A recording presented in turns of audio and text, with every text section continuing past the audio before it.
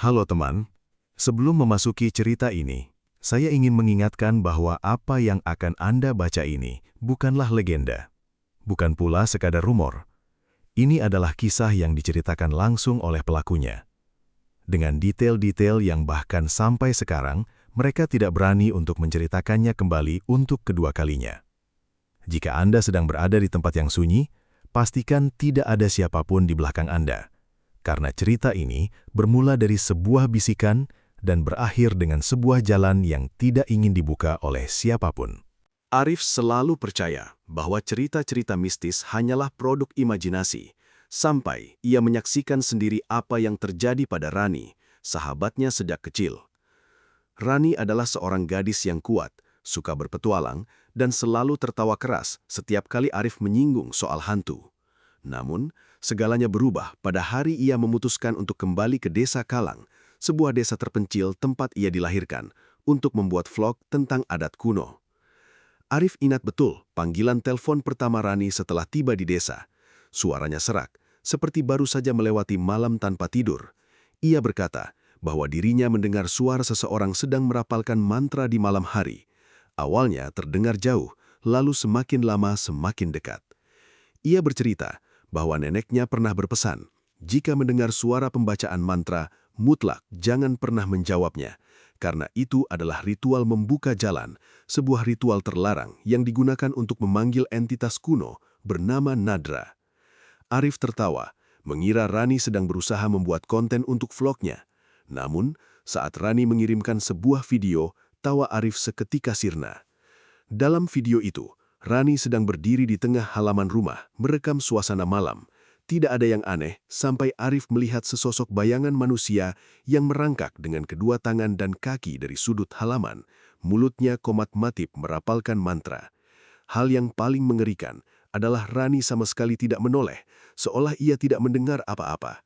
Namun, bayangan itu justru menatap lurus ke arah kamera dengan mata yang memutih dan mulut yang menyunggingkan senyum tidak wajar. Arif segera menelpon Rani, tetapi Rani hanya mengatakan bahwa dirinya tidak bisa meninggalkan desa karena ia merasa makhluk itu sudah mengikutinya. 3 hari kemudian, Rani menghilang. Pihak keluarga melapor polisi, penduduk desa mencari, tetapi tidak ada yang menemukan jejaknya. Hanya Arif yang menerima pesan terakhir darinya, sebuah rekaman suara berdurasi 11 detik. Dalam rekaman itu, Rani terengah-engah seperti sedang berlari, lalu terdengar suara seseorang berbisik tepat di telinganya. Suaranya panjang dan terdistorsi. Nadra, buka jalan. Rani, lihat aku. Setelah itu, terdengar jeritan Rani, lalu sunyi. Seminggu kemudian, Arif memutuskan untuk pergi ke Desa Kalang. Setibanya di sana, penduduk desa menatapnya dengan pandangan aneh, seolah-olah mereka tahu ia akan datang. Seorang kakek tua berkata, jika ia adalah kerabat dari gadis yang hilang itu, maka jangan tinggal setelah matahari terbenam. Arif bertanya di mana Rani berada. Kakek itu menunjuk ke arah hutan di belakang desa dan berkata, jika ingin mencari, maka carilah di sana, tetapi jangan memanggil nama siapapun dan jangan menjawab bisikan apapun. Arif tidak percaya, tetapi saat melangkah masuk ke hutan, ia mulai memahami mengapa orang-orang takut pada tempat ini. Udaranya terasa pekat, begitu sunyi hingga ia bisa mendengar jelas detak jantungnya sendiri. Semakin dalam ia masuk, ia semakin merasa ada seseorang yang berjalan di belakangnya. Namun setiap kali ia menoleh, hanya ada pepohonan yang diam mematung. Saat hari mulai gelap, Arif mendengar bisikan pertama, sangat pelan, sangat dekat. Arif. Ia berdiri terpaku. Itu suara Rani, namun pesan kakek tua tadi terngiang di kepalanya, jangan menjawab. Arif berusaha terus berjalan, tetapi suara itu terdengar lagi, kali ini tepat di telinganya. Arif, tolong aku. Ia gemetar, itu benar-benar suara Rani, tetapi ada yang salah, seolah suara itu ditarik panjang oleh mulut yang bukan milik manusia. Arif memejamkan mata, berusaha berjalan lebih cepat. Lalu ia mendengar mantra itu. Nadra, Nadra, buka jalan. Kali ini bukan hanya satu orang yang merapalkannya, melainkan puluhan suara yang saling bersahutan. Suara laki-laki, perempuan, anak-anak, orang tua, semuanya menyatu menjadi satu suara yang mengerikan, seolah-olah bergema dari dalam tanah. Arif panik dan lari tunggang langgang, Namun semakin ia berlari, suara mantra itu semakin dekat, seolah menempel di punggungnya. Sampai akhirnya, ia tersandung dan jatuh. Saat ia mendongak, ia melihat sesosok bayangan sedang merangkak ke arahnya. Matanya putih membelalak, mulutnya tersenyum lebar hingga ke telinga. Makhluk itu berbisik, "Buka jalan." Arif menjerit dan memejamkan mata. Saat membuka mata, ia mendapati dirinya sudah berada di rumah sakit di Bandung. Orang-orang bilang ia ditemukan oleh sekelompok wisatawan dalam keadaan pingsan di pinggir jalan, hampir 20 kilometer jauhnya dari desa Kalang. Tidak ada yang tahu bagaimana cara ia berlari sejauh itu. Tidak ada yang menemukan Rani. Namun, setiap malam, saat Arif berusaha tidur, ia kembali mendengar bisikan tepat di samping telinganya. "Arif, buka jalan." Dan hal yang paling membuatnya takut adalah suara itu tidak lagi terdengar seperti suara Rani. Arif kembali ke Bandung, tetapi pikirannya tidak pernah bisa lepas dari hutan di desa Kalang. Setiap malam, bisikan "Arif, buka jalan" kembali terdengar tepat di telinganya. Meskipun ia sudah pindah kamar, pindah rumah, bahkan menginap di hotel untuk mencoba melarikan diri darinya. Namun, bisikan itu selalu berhasil menemukannya, seolah-olah suara itu tidak berasal dari ruang di sekitarnya, melainkan muncul tepat di belakang tengkuknya, dari tempat yang tidak berasal dari dunia ini. Arif mulai kehilangan waktu tidur, tubuhnya menjadi kurus kering hanya dalam beberapa hari. Teman-temannya bertanya apa yang terjadi padanya, tetapi ia tidak bisa bercerita, karena setiap kali ia berniat membuka mulut untuk berbicara tentang Nadra, tenggorokannya tercekak, seolah ada tangan tak kasat mata yang mencekik dengan kuat. Suatu malam, saat Arif sedang berusaha memejamkan mata, ia mendengar suara langkah kaki yang terseret di luar koridor.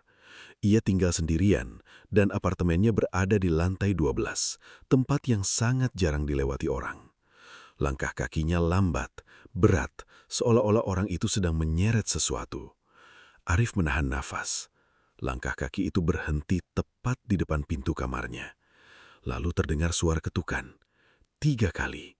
Lambat. Jelas. Arif tidak berani bergerak. Kemudian bisikan itu terdengar. Kali ini bukan tepat di telinga, melainkan dari balik pintu. "Arif, buka jalan." Ia gemetar, menarik selimut untuk menutupi seluruh kepalanya.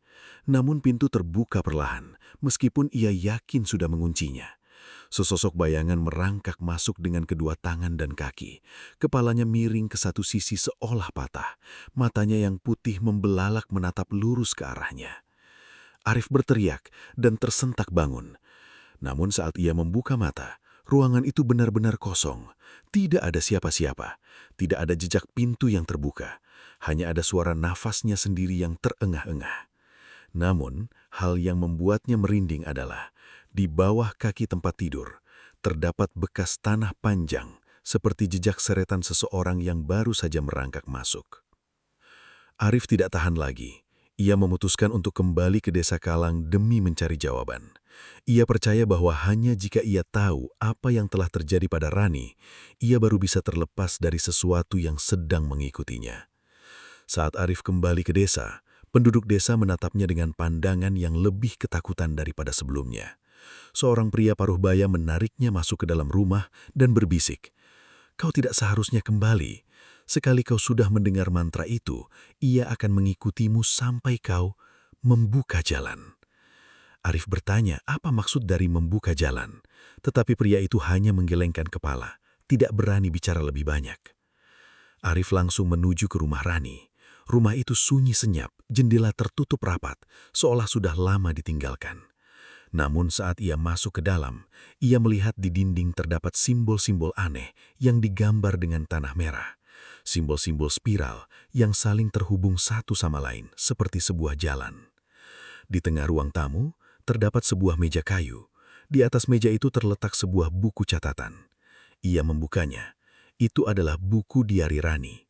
Halaman pertama tertulis, "Jika ada yang membaca buku ini, artinya aku sudah tidak ada lagi di sini.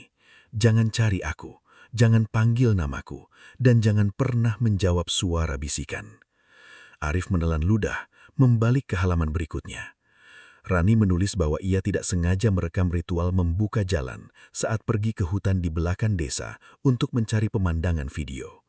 Ia melihat sekelompok orang berjubah hitam, berdiri melingkar, mulut mereka merapalkan mantra. Di tengah lingkaran itu terdapat sebuah lubang dalam, gelap pekat seolah tanpa dasar. Ia tidak melihat apapun di dalamnya, tetapi ia merasakan ada sesuatu yang sedang menatap ke atas dari bawah lubang. Seseorang dalam kelompok ritual itu berbalik, menatap lurus ke arahnya dengan mata putih membelalak. Rani lari ketakutan, tetapi sejak hari itu, setiap malam ia selalu mendengar suara mantra. Ia menulis, "Itu bukan manusia, ia tidak memiliki bentuk yang tetap, ia hanyalah sebuah mulut dan sebuah jalan yang ia inginkan agar aku membukanya." Arif membalik ke halaman terakhir.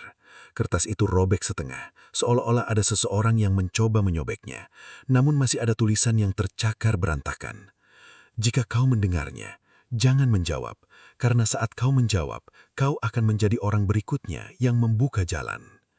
Tiba-tiba, Arif mendengar suara langkah kaki di belakangnya. Ia berbalik, tidak ada siapa-siapa. Namun buku catatan di tangannya terbuka sendiri ke halaman terakhir, meskipun tidak ada angin. Sebuah tulisan baru muncul, seolah-olah baru saja ditulis dengan tanah lembab. "Arif, kau sudah mendengarku." Arif melemparkan buku itu ke tanah, lari keluar rumah. Namun saat ia baru saja melangkah ke halaman, ia melihat sesosok bayangan berdiri di sudut tembok. Bayangan itu membungkuk, merangkak dengan kedua tangan dan kaki, kepalanya miring ke satu sisi. Ia perlahan mendongakkan wajahnya. Itu adalah wajah Rani, namun mulutnya telah robek lebar hingga ke telinga. Matanya putih membelalak, tidak lagi memiliki bola hitam. Ia merangkak ke arah Arif, mulutnya komat kamit. "Arif, buka jalan." Arif melangkah mundur, tetapi kakinya seolah menempel erat ke tanah. Rani merangkak semakin dekat, hembusan nafasnya yang dingin terasa menerpa kakinya. Lalu ia berhenti, memiringkan kepala, menatapnya dengan mata putih itu. "Jika kau tidak membuka jalan, ia akan membukanya sendiri." Tanah di bawah kaki Arif mulai bergejolak seolah ada sesuatu yang sedang menyembul naik. Arif berteriak, berusaha menarik kakinya, tetapi permukaan tanah retak menjadi selahan kecil. Dari dalam selahan itu, sebuah tangan hitam kelam yang panjang terjulur ke atas, menyentuh pergelangan kakinya. Arif panik dan menyentakkan kakinya dengan kuat, lari tunggang langgang keluar dari desa.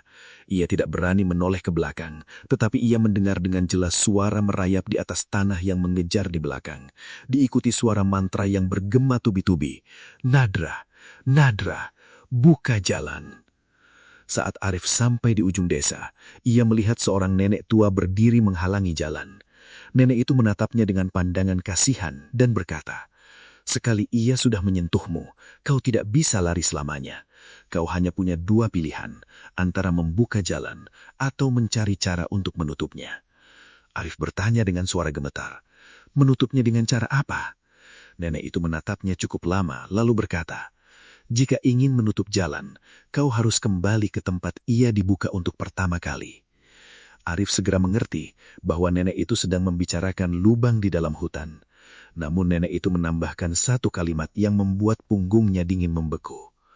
"Tapi kau harus pergi sendirian, dan jika kau mendengar suara orang yang kau kenal, jangan percaya, karena sekali ia sudah bisa meminjam suara orang yang kau sayangi, artinya ia sudah sangat dekat."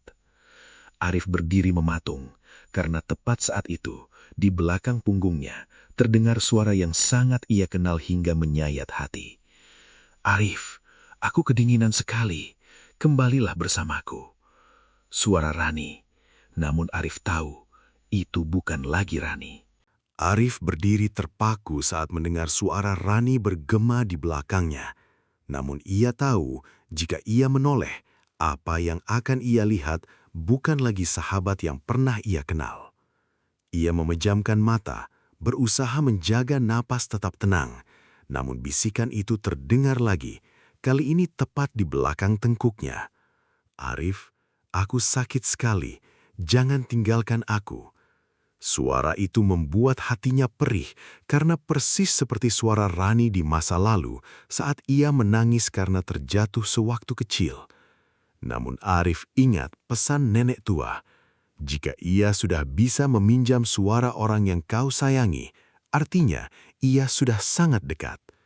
Ia tidak menoleh, hanya melangkah mundur sedikit demi sedikit, sampai bisikan itu berubah menjadi tawa parau yang terdistorsi, seolah suara itu dicabik keluar dari mulut yang bukan milik manusia.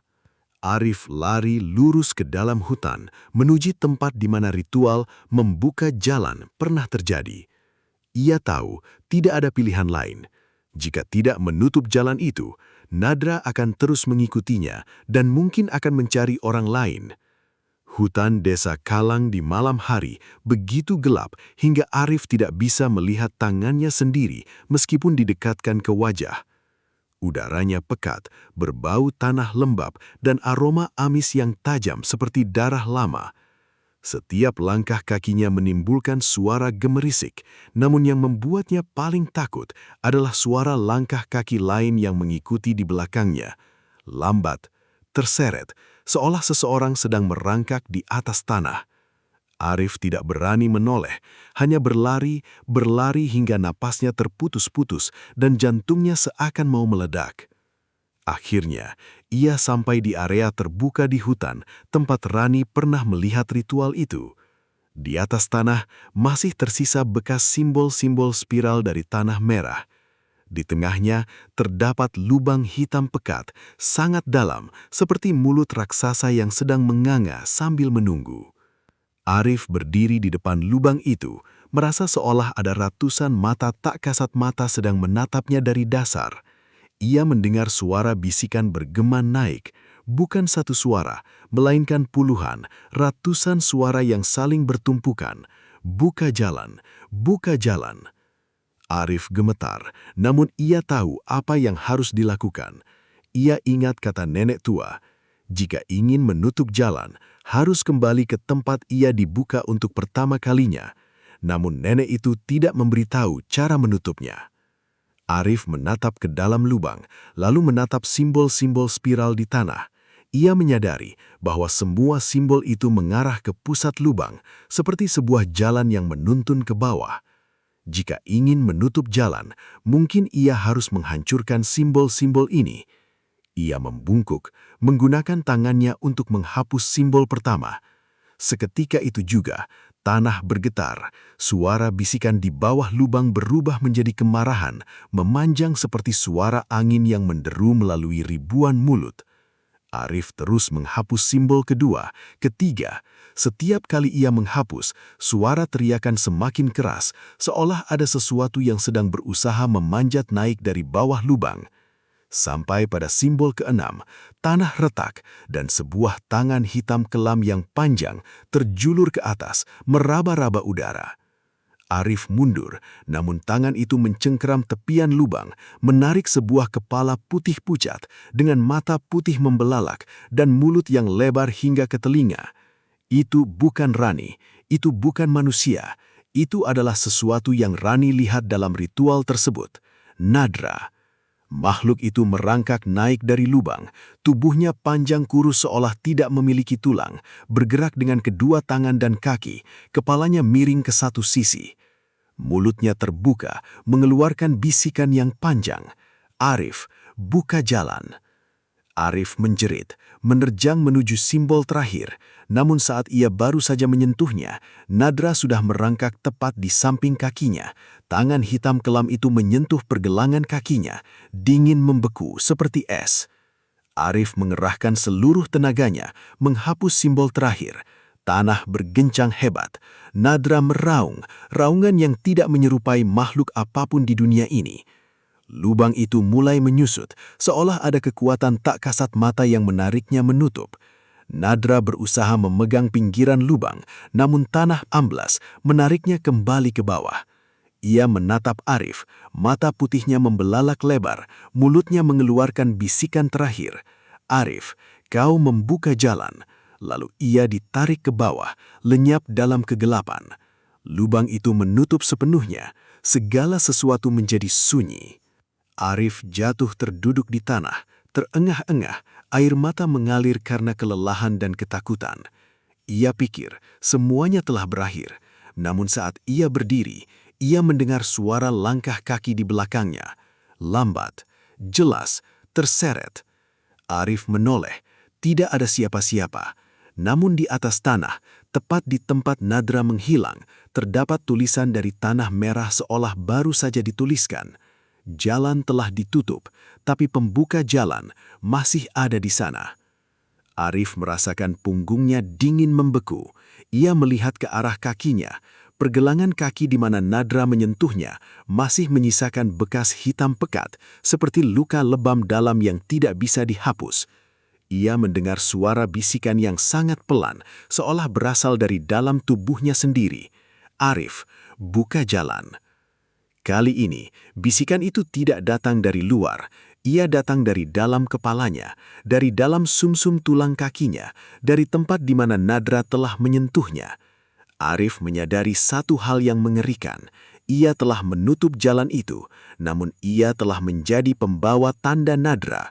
Dan sekali sudah membawa tanda itu, jalan tersebut bisa terbuka kapan saja.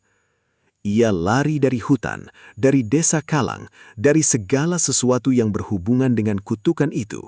Namun kemanapun ia pergi, meskipun ia berusaha hidup seperti orang normal, setiap malam saat ia memejamkan mata, ia kembali mendengar suara yang sudah ia kenal. Pelan seperti hembusan napas, namun jelas hingga merindingkan bulu kuduk.